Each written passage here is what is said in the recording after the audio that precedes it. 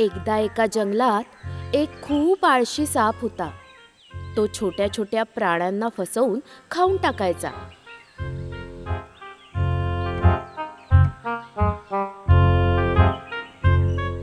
आह, बेडूक खाऊन किती दिवस झाले. आज कसंही करून बेडूक खावंच लागेल. काहीतरी मार्ग काढतो.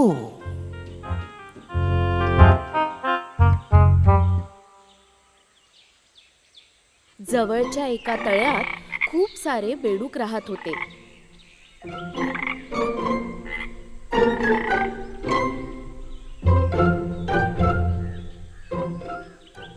तिथूनच सापाचा प्रवास सुरू झाला. काहीच वेळाने तो बेडकाच्या जवळ पोहोचला. बापरे, साप!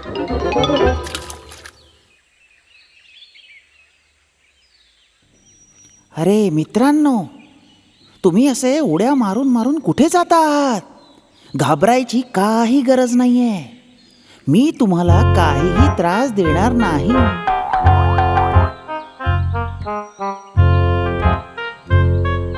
अरे अरे आजकाल मी नॉनव्हेज नाही खात. मी आता पूर्णपणे सात्विक आणि शाकाहारी झालो आहे.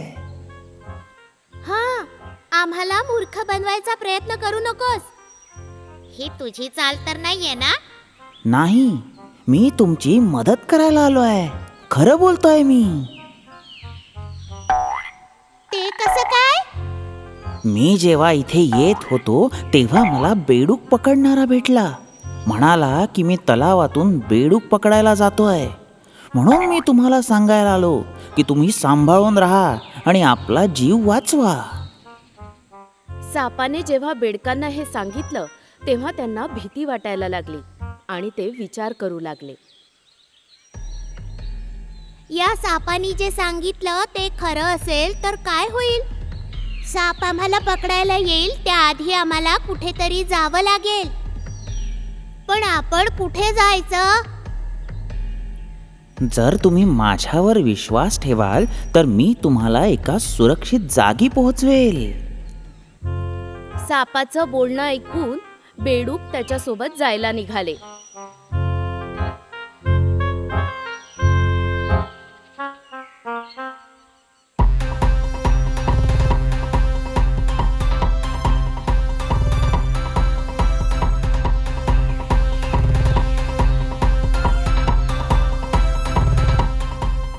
मी तर एक बेडूक खाणार होतो.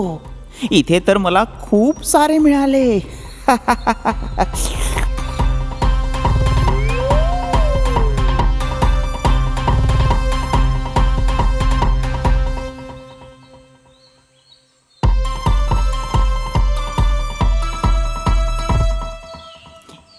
यांना मी सुरक्षित जागी पोहोचवतो म्हणून घेऊन आलो. पण यांना मी खाणार आहे यांना काहीच नाही माहिती. हा हा हा हा हा हा. अरे साप दादा, हे तू काय बोलतोयस? अरे हे तर काहीच नाहीये. मला पक्क पकडून बसा. मी खूप जोरात धावणार आहे.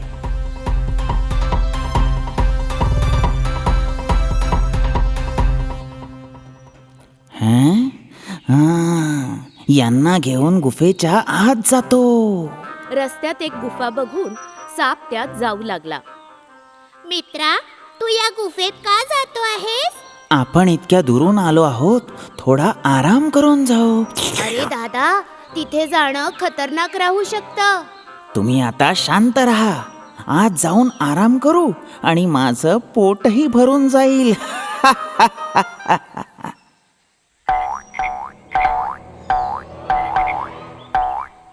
अरे मला वाचवा, मला मारू नका. वाचवा वाचवा मला, मला मारू नका. बेडकाला खायला सापाने गुफेत नेलं. त्यात त्याला एक मुंगूस भेटलं. विश्वासघातकी सापाला हे माहिती नव्हतं की जो दुसऱ्यासाठी खड्डा खोदतो तो स्वतः त्या खड्ड्यात पडतो.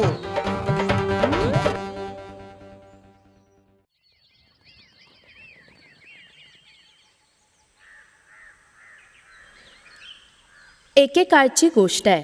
एका गावात एक गूळ विकणारा व्यापारी राहत होता. त्यांनी एक गुळासाठी टोपली बनवली आणि ती दूर बाजारात घेऊन गेला. तो गूळ विकून कमवलेल्या पैशांवर जगत होता. तो जंगलाच्या रस्त्याने रोज चालत बाजारात जायचा. एक दिवस सर्व गूळ विकून व्यापारी बाजारातून परत येत होता. जेव्हा तो एका झाडाजवळ पोचला तेव्हा त्याला एक पोतं दिसलं आणि तो समोर गेला.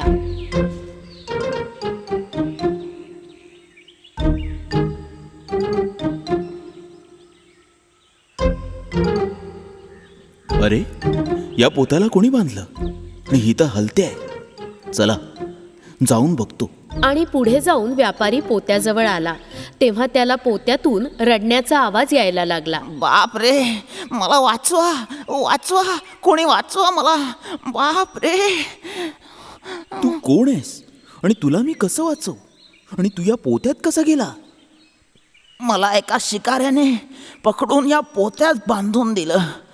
तुम्ही मला वाचवू शकता का? तुला वाचवू? अरे तू तर मगर आहेस ना. तुला वाचवलं तर तू मलाच खाऊन टाकशील. नाही, मी अजिबात करणार नाही. जर तुम्ही मला वाचवलं तर मी तुमची मदत एक दिवस नक्की करेन. तू जे बोलतोयस त्यावर मी विश्वास कसा ठेवू? माझ्यावर विश्वास ठेवा. तर मी तुला वाचवेन. मगरीचं ऐकून व्यापाऱ्याने पोतं उघडलं आणि मगरीला वाचवलं. वाचलो मी. तुम्ही माझा जीव वाचवला. मी तुमची मदत नक्की करेन. पण मला खूप जोरात भूक लागली आहे. जर मी लवकर काही खाल्लं नाही तर मी मरून जाईल. तुला जर वाईट वाटणार नसेल तर मी तुला खाऊ. अरे तू कसा प्राणी आहेस? मी तुझा जीव वाचवला आणि तू मलाच खायचं म्हणतोयस? ही काही चांगली गोष्ट नाहीये. तूच माझा शिकार आहेस. यात तुला काही शंका असेल तर कुणालाही विचारून घे. ठीक आहे. आणि तेव्हा सरपटत साप तिथे आला आणि दोघांनी सापाला एक प्रश्न विचारला. मगर खरं बोलतोय. तू मगरीचं जेवण आहेस.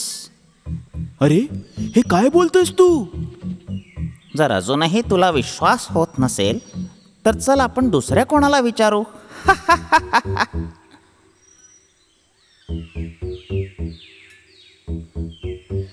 आणि त्यानंतर ते हाच प्रश्न कोल्ह्याला विचारायला गेले. तुम्ही जे सांगितलं ते बिलकुल बरोबर आहे, बरोबर आहे. पण खरं विचाराल तर एक सांगू, उपाशी मगरी समोर जो येईल त्याला खायचा त्याला पूर्ण अधिकार आहे.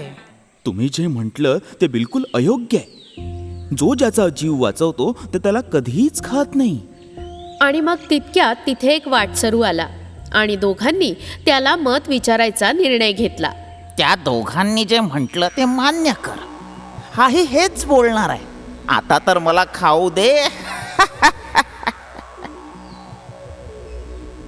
सगळं समजून आणि ऐकून घेतल्यावर मी त्यावर माझं मत देईल. आधी मला हे सांगा की त्यावेळी नेमकं झालं काय होतं? मी बाजारात जाऊन या रस्त्याने येत होतो. काय तुम्ही तसं करून दाखवू शकता? हो, दाखवू शकतो. आत्ता मला कळलं. पण मला हे कळत नाही की मगर यात कसा फसला. तुम्ही मला ते करून दाखवू शकता? मी एका पोत्यात एकदम वाईट फसलो होतो. फसला होतास? आता तर मला अजिबात समजत नाहीये. तू मला दाखवू शकतो की कसा फसला होतास? बघ बघ, अगदी असा फसलो होतो. अच्छा, अशा प्रकारे तू या पोत्यात फसला होतास. पण माझ्या मनात एक शंका आहे की हे पोतं उघडं होतं. नाही नाही, बाहेरून बांधलेली होती. कोणीतरी मला बांधून ठेवलं होतं. तुम्हाला माहिती आहे का याला कसं बांधलं होतं? थांबा, आत्ता दाखवतो.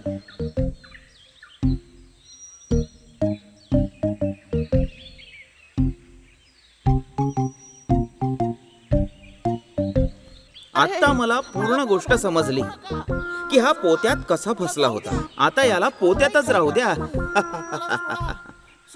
आता याला पोत्यामध्ये उपाशीच राहू द्या. वाचवणाऱ्याचंच भक्षण करणं हे काही योग्य नाहीये. माझं आयुष्य तुम्ही वाचवलंय, मी तुम्हाला कधीच विसरू शकत नाही. ज्याने तुम्हाला वाचवलं त्यालाच खाणं अयोग्य आहे. एका गावात कुंजांडी नावाचा एक व्यापारी राहत होता आणि त्या कुंजांडीकडे एक गाढव होतं.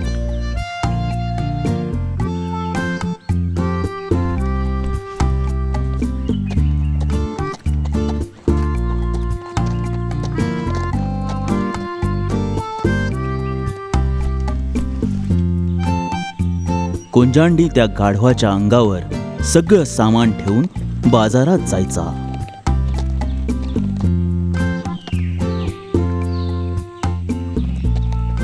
एक दिवस अचानक एक घटना घडली. जेव्हा बाजारातून कुंजांडी घरी येत होता तेव्हा त्याला थकवा जाणवायला लागला. तेव्हा त्याने विचार केला की थोडा वेळ या झाडाखाली बसून आराम करावा. आणि हे बघून त्याचं गाढव त्याच्यासोबत आराम करू लागलं. दोघंही इतके थकले होते की कुंजांडीला झोप लागली. आणि तेव्हा तिथे एक साप आला आणि त्या सापाला बघून गाढवाने, बाप रे, काय हा साप आहे? हा तर मालकांच्या जवळ जातोय. असं वाटतंय की हा त्यांना चावायला जातोय. मला काही करून मालकाला वाचवावं लागेल. तुला माझ्या मालकाला चावायचं आहे ना? थांब, तुला दाखवतो.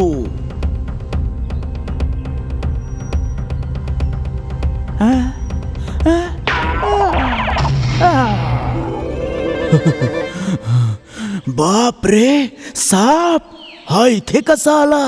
याच्या अंगावर जी काडी पडली आहे ती कुणी टाकली? तू टाकलीस का?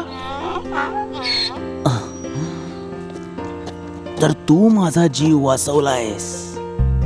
हे उपकार मी कधीच विसरणार नाही. आजपासून तू माझा सर्व काही आहेस.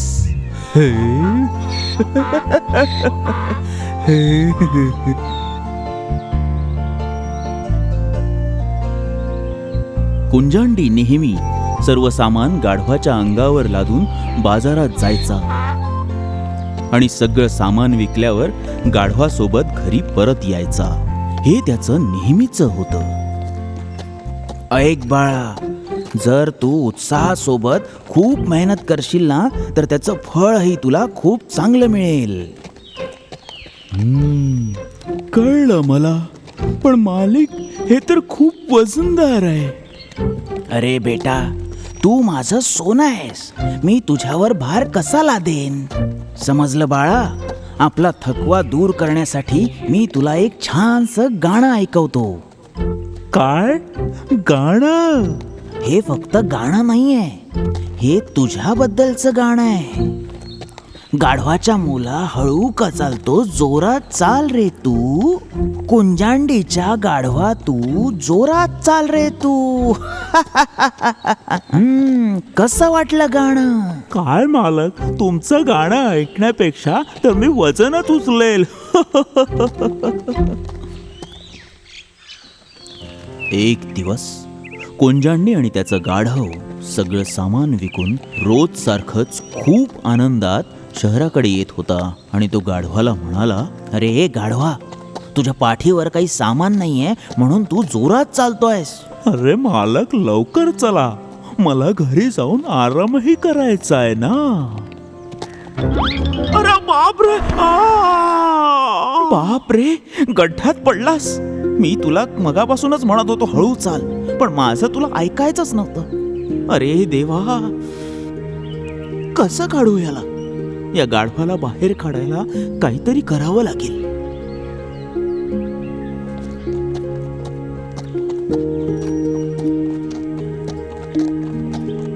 आपल्या गाढवाला वाचवायला कुंजांडी काहीतरी उपायाचा विचार करू लागला आणि तितक्यात त्याला दोरीसारखं काहीतरी दिसलं.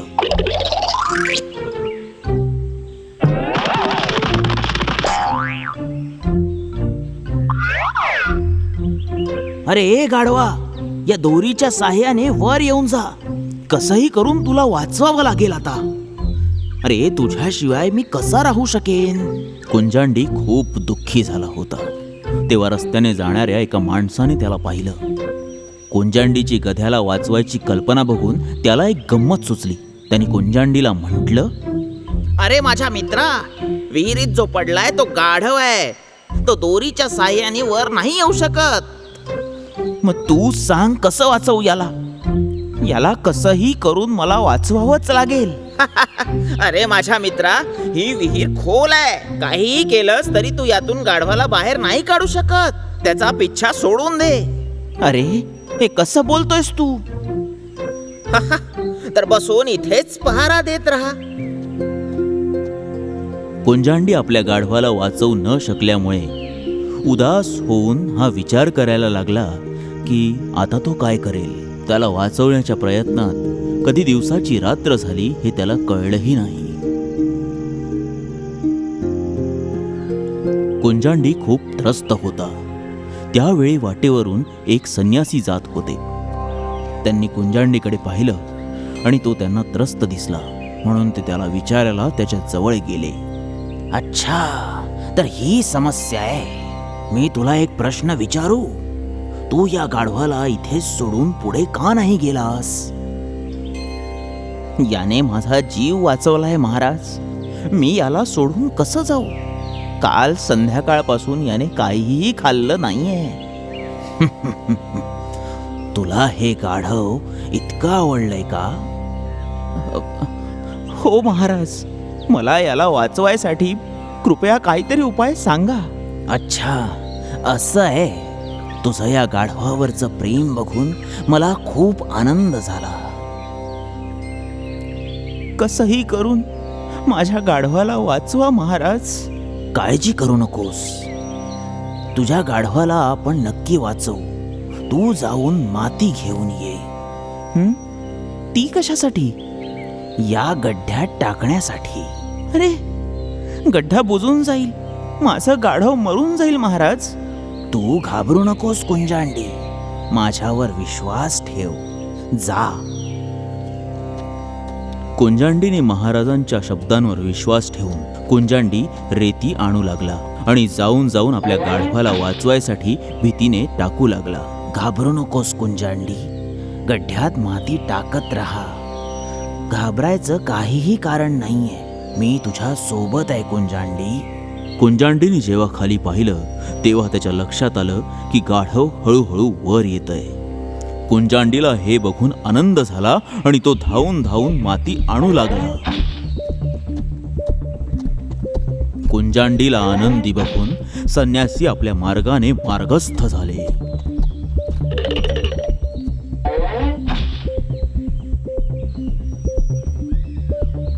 कुंजांडीने पाहिलं की गाढव हळूहळू वर येतंय. अरे गाढवा, तू मला खूप पेचात टाकलं होतंस. जर त्या संन्यासाने मला मार्ग नसता सांगितला तर मी तुला बाहेर काढूच शकलो नसतो.